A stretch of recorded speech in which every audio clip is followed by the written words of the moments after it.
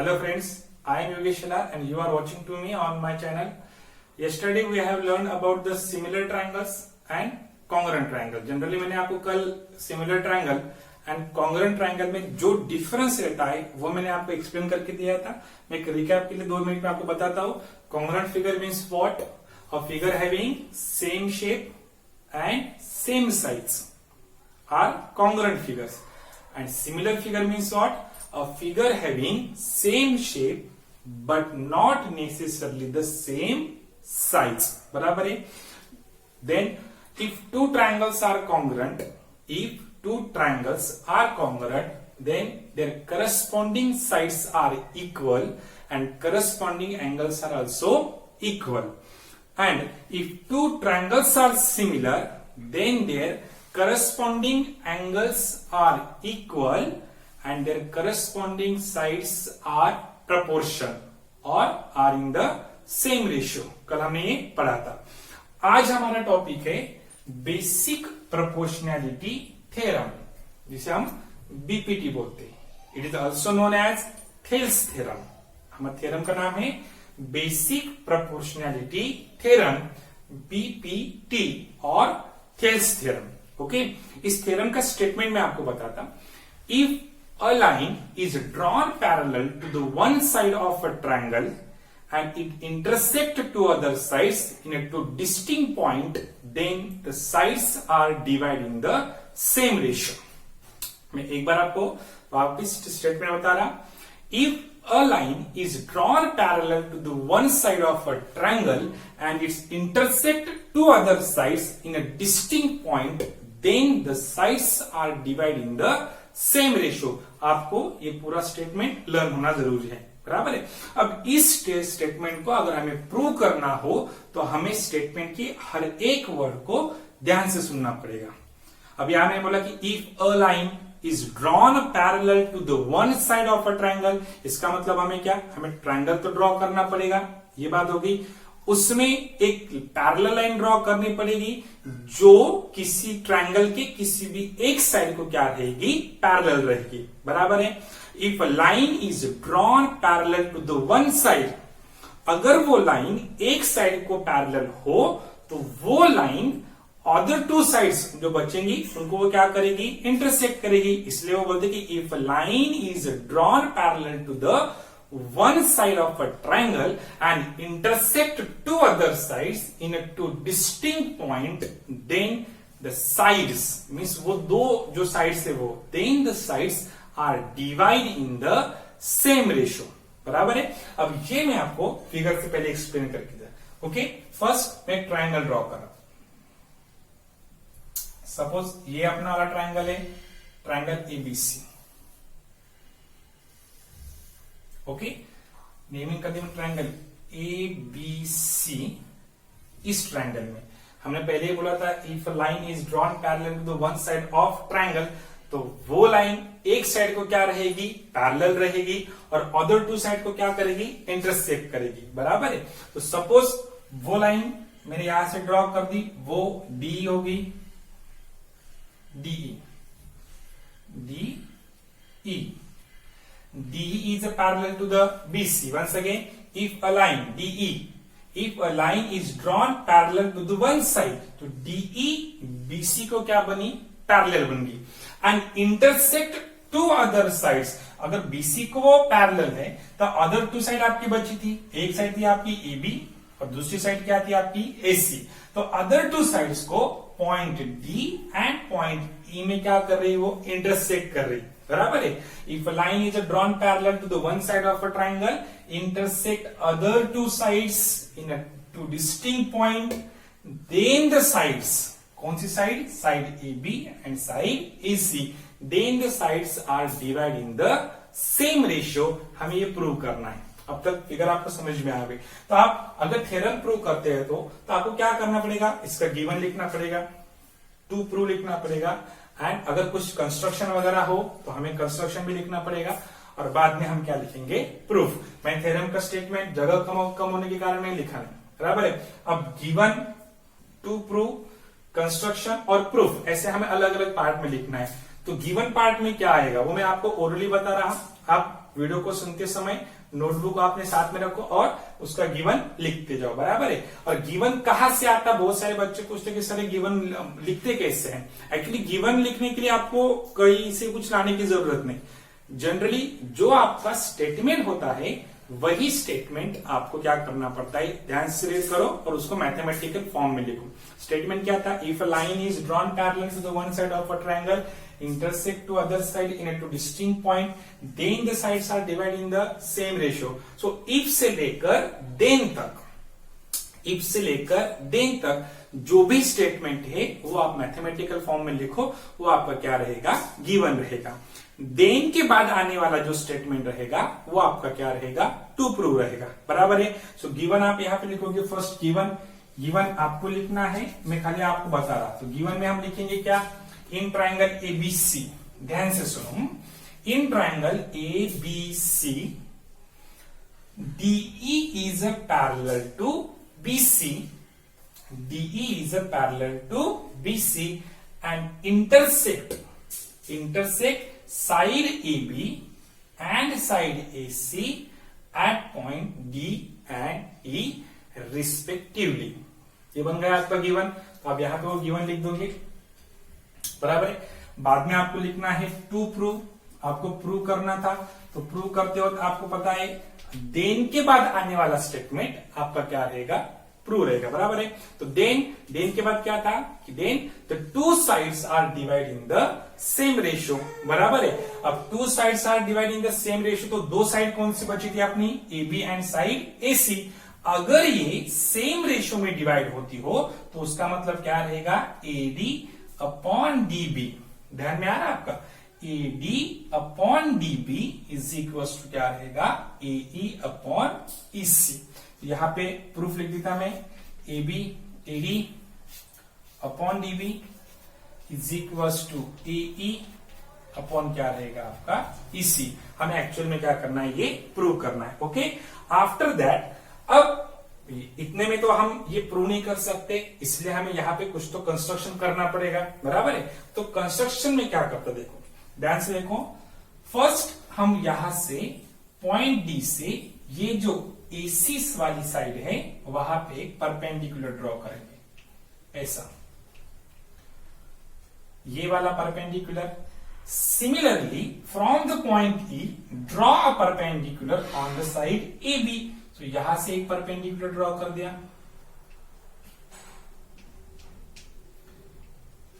बराबर है। सपोज यहां पे मैंने लिखा M और ये रहेगा N, तो हम क्या बोल सकते हैं, DM is perpendicular to AC and EN is a perpendicular to what, AB, बराबर है। And joint BE and DC। अब ये जो फिगर है वो थोड़ी सी क्रिटिकल बन गई, ऐसा हम बोल सकते हैं। तब ये समझने के लिए आपको थोड़ी डिफिकल्ट हो जाती है, बराबर है। तो हम क्या करेंगे, इस फिगर को थोड़ा सा अलग अलग हिस्सों में डिवाइड करते हैं। अब ये अगर आप ध्यान से सुन लो तो मैं ये थ्योरम आपको खाली 3 ही स्टेप में प्रूव कर दे सकता हूं, बराबर है। तब ये जो 3 स्टेप्स रहेंगी वो आपको ध्यान में रखना है कि मैं हर एक स्टेप में क्या कर रहा हूं। ओके, तो आप कंस्ट्रक्शन यहाँ पे लिख दोगे। कंस्ट्रक्शन में आपने क्या किया था वो सब आ जाएगा। DM is a perpendicular to AC and EN is a perpendicular to AB, joint BE and CD। Okay, तो प्रूफ में आपका आएगा, प्रूफ में फर्स्ट, अब ध्यान से देखो, मैं इस फिगर को ऐसे अलग अलग पार्ट में निकाला, बराबर है। तो फर्स्ट आपको फर्स्ट पेयर निकालनी है, वो रहेगी आपके triangle ADE and triangle BDE।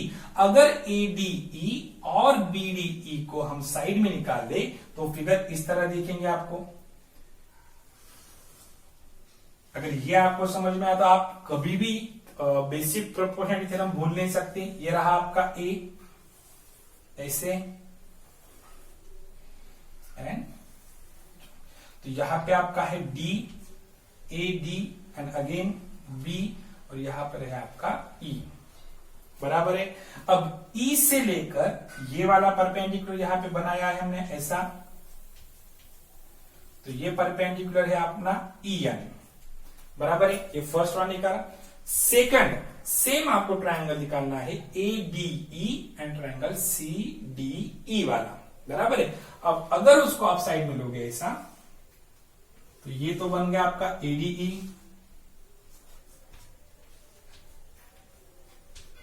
और उसी को एक्सटेंड करके आपको मिलेगा यहाँ पे C, तो ये बनेगा आपका ट्रायंगल CDE, और इस पे हमने परपेंडिकुलर ड्रॉ किया है DN, बराबर है। इसी फिगर को मैं अलग अलग हिस्सों में दे रहा हूं। फर्स्ट अपना पार्ट था ADE and BDE, second part है अपना ADE एंड पार्ट CDE, ये दो ट्रायंगल बन गए। और थर्ड आपको निकालना है ये निचला वाला पार्ट ऐसे, तो आप उसको देखोगे वो आपको ऐसे दिखेगा, ये आपकी DE,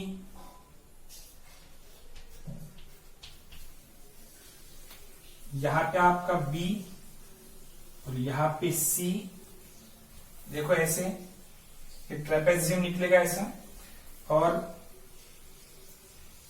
हमने तो उनको यहां से ऐसे ज्वाइन भी कर दिया।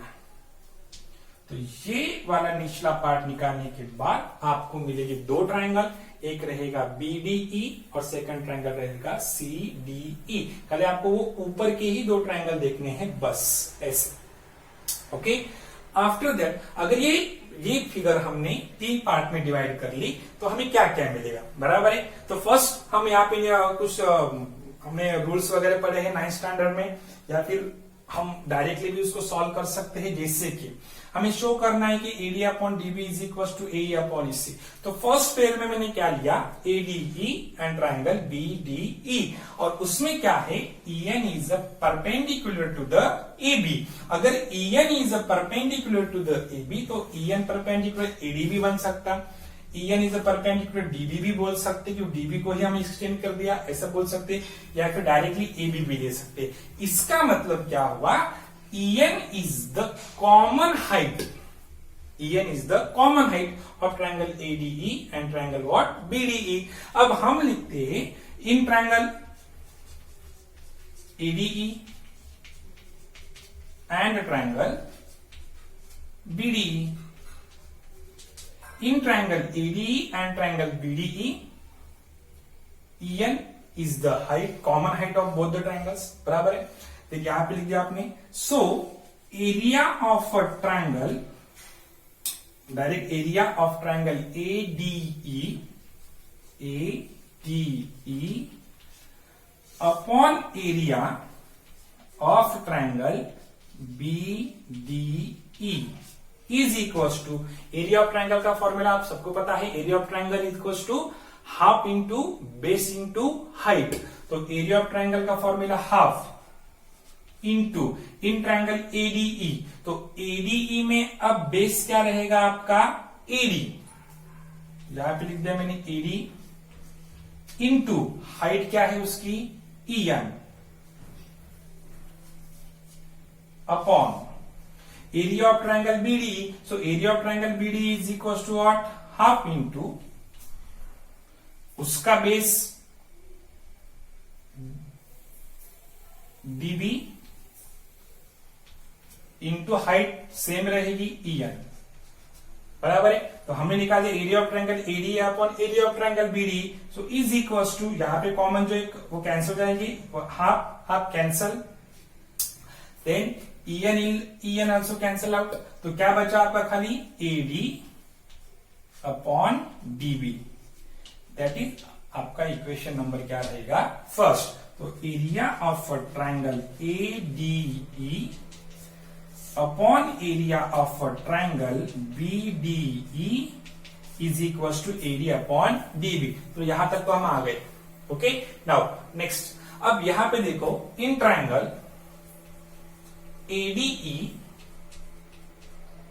And triangle CDE, same area of a triangle ADE upon area of triangle CDE is equals to, formula same, half into base।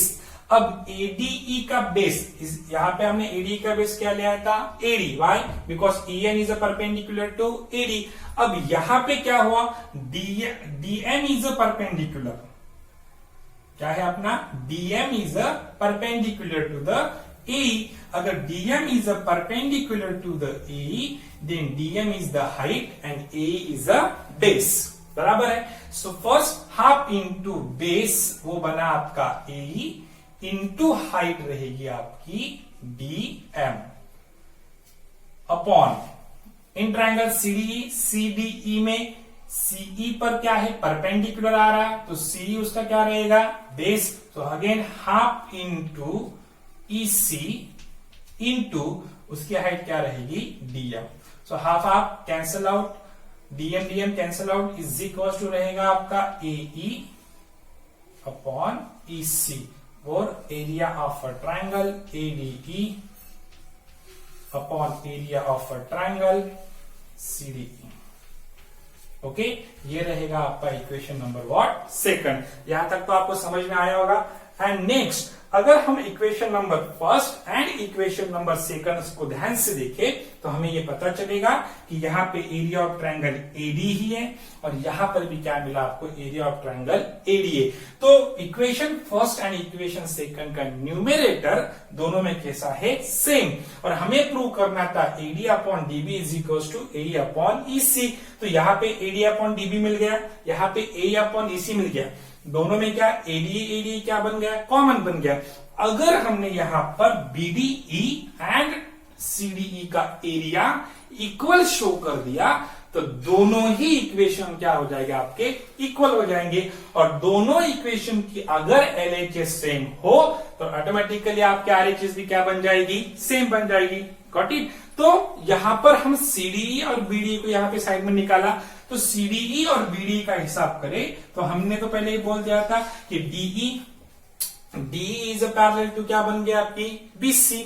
अब DE is a parallel to BC और उनमें in triangle BDE and triangle CDE दोनों में DE क्या बन गया, उनका common base. बराबर है, DE is a common base and दोनों ही ट्रायंगल DE एंड BC इन दो पैरेलल्स में है। बराबर है। और 9th स्टैंडर्ड में हमने एक रूल पढ़ा था, if two triangle have same base और lie on the same base, if two triangles lie on the same base and between the same parallel their areas are equal। बराबर है।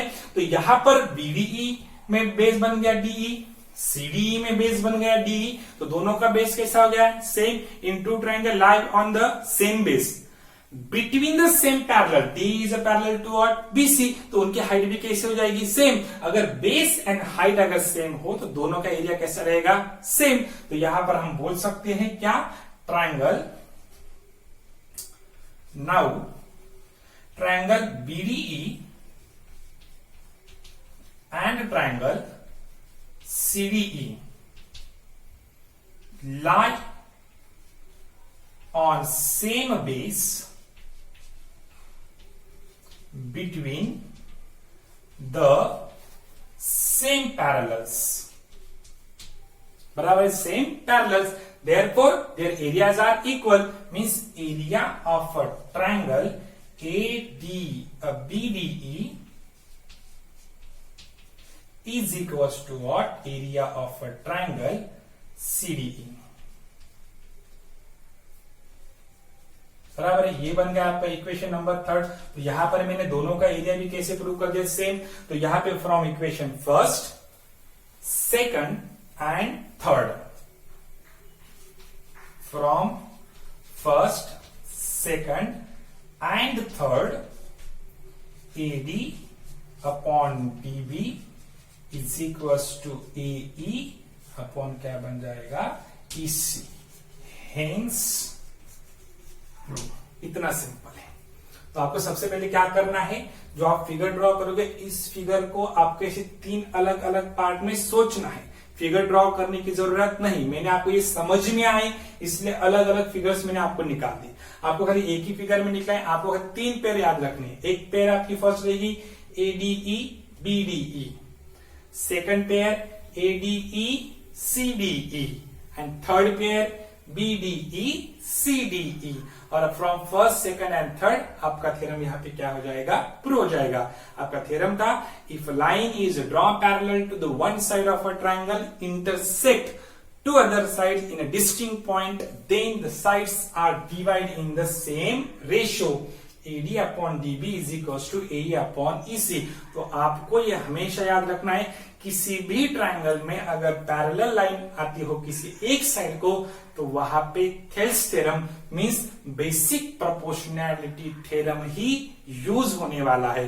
और अगर पैरेलल हो और अदर टू साइड को वो intersect कर रही हो, तो इसका मतलब 100% यही होगा, AD upon DB is equal to AE upon EC. इसको हम ऐसा उल्टा भी लिख सकते हैं, BD अपॉन DA. अगर ये BD अपॉन DA लिखा तो ये भी क्या लिखना पड़ेगा, C अपॉन EA. इसका एप्लीकेशन ऐसा भी आ सकता, AD अपॉन AB.